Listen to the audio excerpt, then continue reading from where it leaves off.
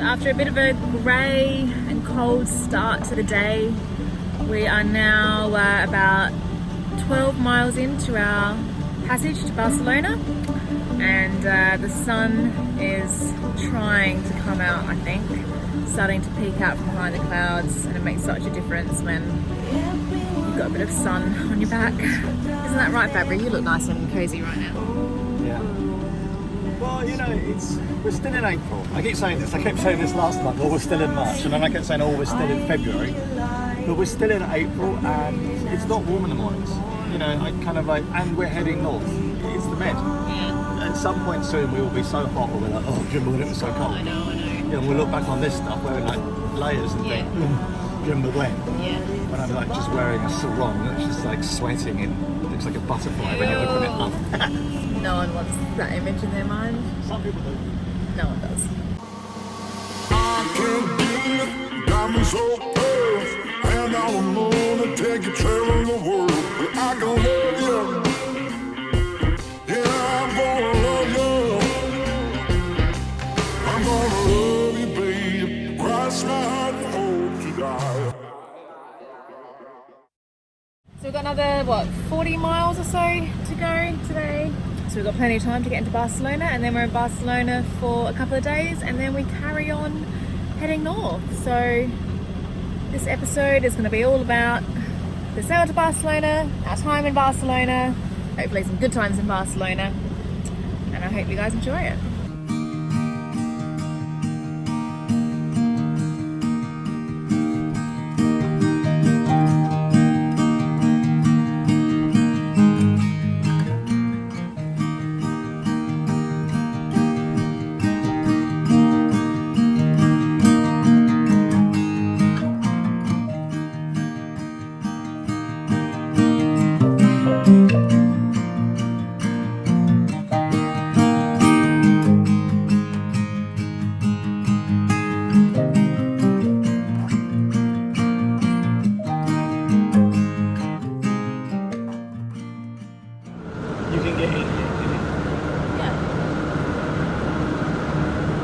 Babe, I can't get in there, it's too tight. There's no way I can get in there.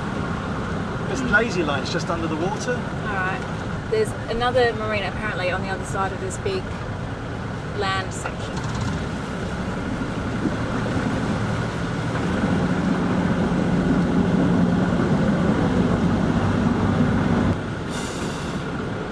That's James Dyson's yacht there, by the way. There must be something going on here because there's a lot of boats here. Yeah, that's the Maltese Falcon. That's James Dyson's yacht. What are we doing? Okay, this is a bit stressful. We've got a lot of very expensive boats around us, and we're in an unfamiliar port. So we've got a marina that I think are going to take us, and we're just waiting for them to lift the pedestrian bridge that, obviously is in our way at the moment. There is another boat here also waiting to get in, so that is somewhat comforting. So hopefully we can get in and tie up fairly soon. I don't know, babe. I couldn't understand what he was saying. The reception was so bad. It was just so crackly. He said, yes, come in, yes, bridge. I mean, the other boat is there. Yeah, look, no, it's happening over here. All the crowds are being stopped. Es para 2 noches, cambio. Marine office, how long is the marine office open so I can pay my bills?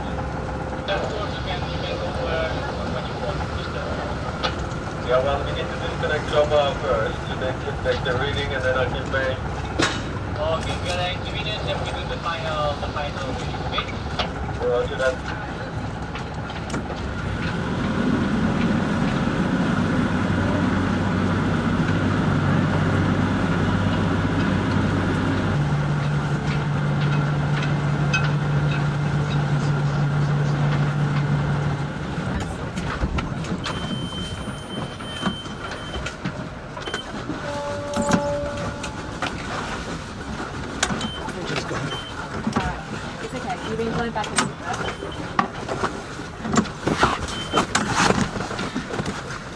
Señor, no tengo motores.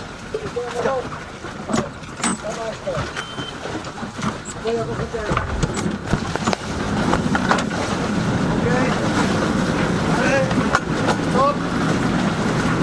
Stop. Take this one.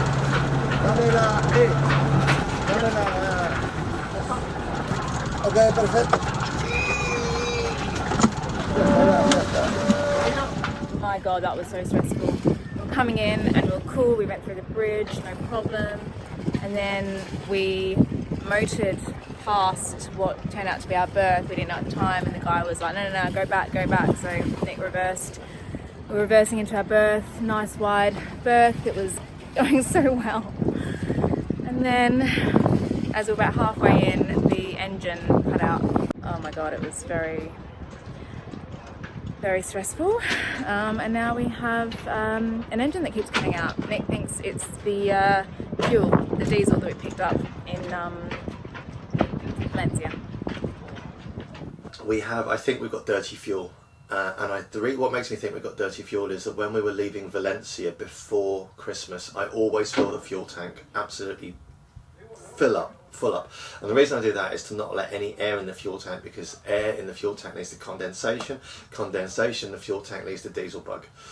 When I filled up in Valencia in December, I accidentally spilt some fuel on the deck, probably about an egg cup's worth, and I could see that the fuel had little black specks in it, it's dirty fuel. And I did that. I saw that after I'd filled up, so I'm like, oh, for crying out loud! I went into the fuel station and said, look, you've just sold me dirty fuel. And in a very Spanish way, he shrugged and went, well, what do you want me to do? You've done it now. Anyway, we have been putting all sorts of diesel bug treatment into the fuel regularly, and I do that anyway. I always put an antimicrobial agent into the fuel. What happens is that the engine is fine, but it cuts out at low revs, and cutting out at low revs is normally when I'm in neutral, trying to perform some manoeuvre. Yesterday we were trying to dock up and the engine cut out, and it's stressful. So big dose of antimicrobial agent yesterday. We'll leave that for a few days to take effect. But this morning I've got to change out the fuel filters, clean out the kind of wasp filter to make sure there's no water in it, and bleed the fuel system. So it's hopefully it's one of those jobs that will either take an hour or it will take 2 days.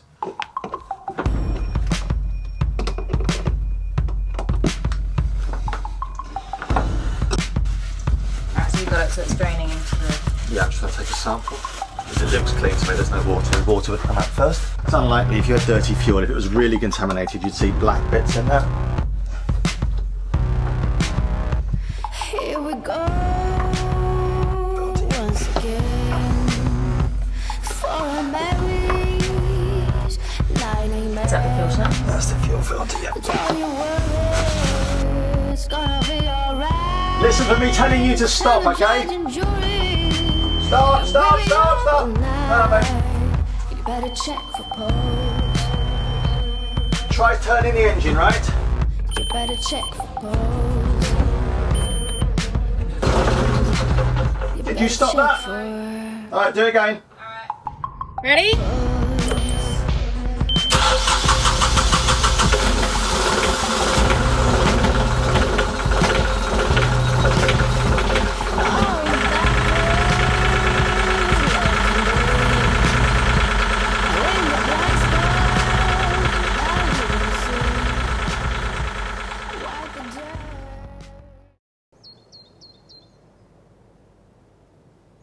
Well, we are having a lovely breakfast. Which actually a brunch now. We're going to have a lovely brunch.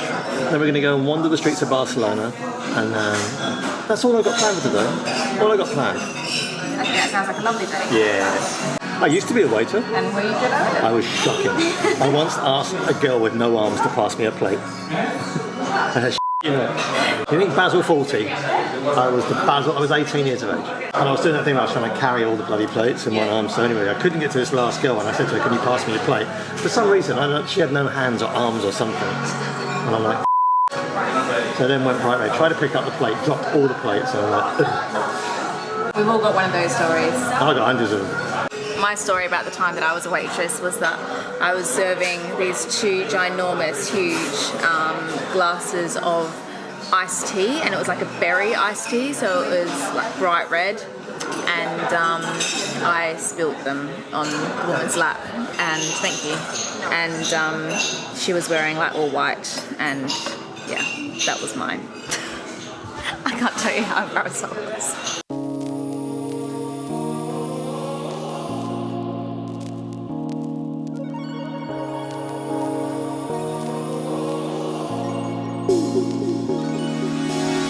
I hear thunder, I hear lightning, I hear wonders, and everybody wanna go, but no one really cares to know. I see marvels, I see titans, and some troubles that everybody has to face, that no one really can erase, and they hide away from me.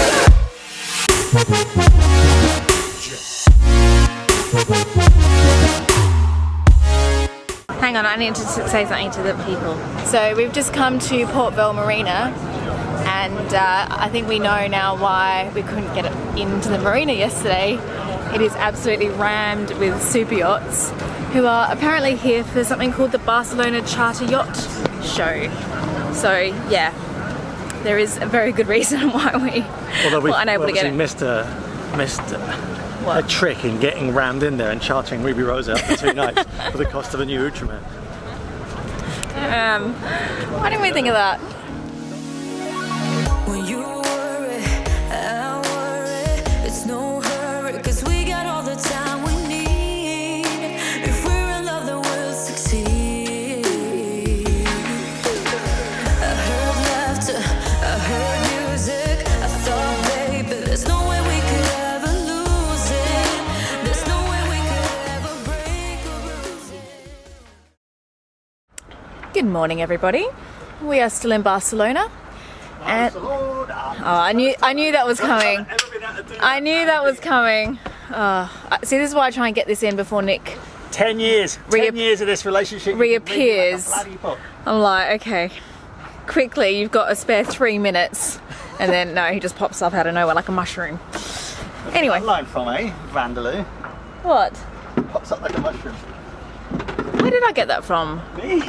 No, that's from a No. stand-up somewhere. It's me, babe. No. Pops up like a mushroom is not a Nick Fabry original. I promise you it is. When we get off this boat, I will tell you where it comes from. Yeah, exactly. Tell me where it comes from. My Italian grandmother. Oh. No, no, I've heard it somewhere else. Okay, can you get off this boat so you can help me get off this boat? Because the distance is too far for my tiny stumpy legs. Don't do anything. I'm not. You didn't turn the little ball lights on or off, did you? I don't know. Okay, so now that Nick's distracted for half a second, I can tell you that today is another day out in Barcelona, and we are going to the Sagrada Familia? I think it's called the Sagrada Familia. Anyway, it's the kind of world famous, oh god, I'm going to show my ignorance. I think it's a cathedral. It's a cathedral, isn't it? Yes, it's a Gothic. it's called something. And it's an hour walk from where we are, so it's not close, but we're going to do it because that's how dedicated we are to making good YouTube videos. No, I have to walk close. for an hour through Barcelona. It's not really any hardship. 1 hour's walking, 225 calories, 2 beers. I see. Actually, I thought maybe on the way we can get a nice coffee. Stop it, you're annoying me now. I'm just trying to say, like, all I'm trying to do is get out one sentence, which is... Okay, you know what? And I'm going. You want to say something? Say something. Yes. So first coffee, and then sightseeing.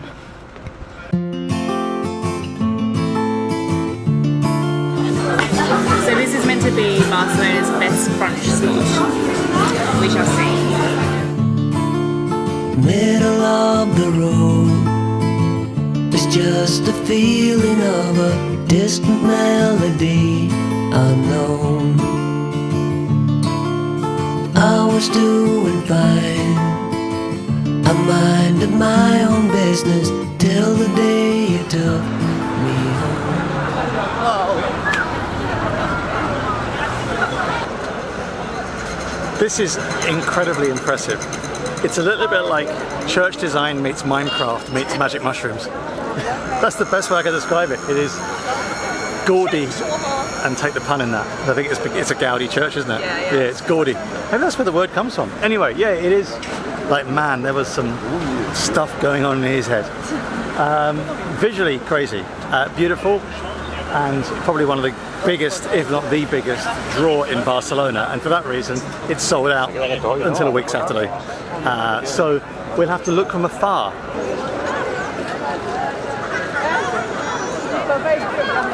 So for those of you who haven't already kind of worked out where we are, this is the Sagrada Familia, which is a huge Gaudi church.